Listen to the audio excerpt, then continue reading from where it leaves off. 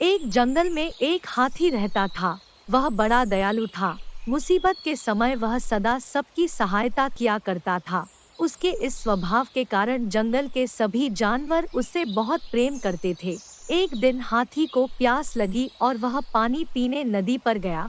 वहां उसने देखा कि नदी के किनारे एक बड़े से पत्थर के नीचे एक मगरमच्छ दबा हुआ है और दर्द से करा रहा है। हाथी ने उससे पूछा।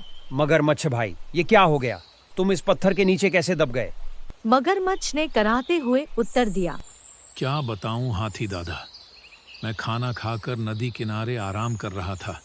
जाने कैसे उस बड़ी चट्टान का ये टुकड़ा टूटकर मुझ पर आ गिरा।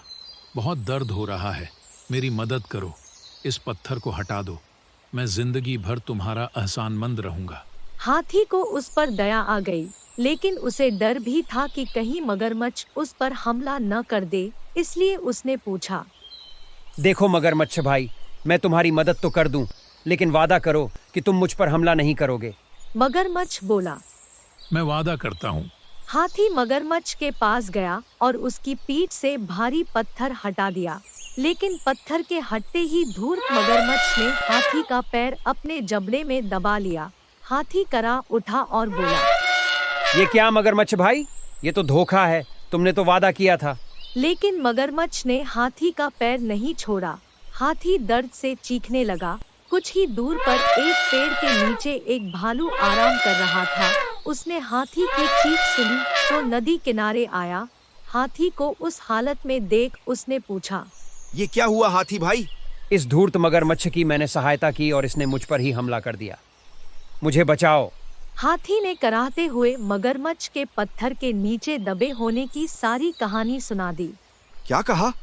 ये मगरमच्छ पत्थर के नीचे दबा था और फिर भी जिंदा था? मैं नहीं मानता। ऐसा ही था। मगरमच्छ गुर्राया और अपनी पकड़ हाथी के पैरों पर मजबूत कर दी। भालू फिर से बोला। हो ही नहीं सकता। हाथी ने कहा। ऐसा ही था भालू भाई। बिना देखे तो मैं नहीं मानने वाला। मुझे दिखाओ तो जरा कि ये मगरमच्छ कैसे उस पत्थर के नीचे दबा था और उसके बाद भी जिंदा था।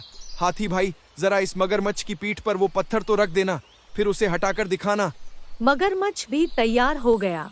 उसने हाथी का पैर छोड़ दिया। हाथी ने वह भारी पत्थर उसके ऊपर रख दिया। मगरमच्छ भालू से बोला। ये देखो, मैं ऐसे इस पत्थर के नीचे दबा था। अब यकीन आया तुम्हें? इसके बाद हाथी ने आकर पत्थर हटाया था।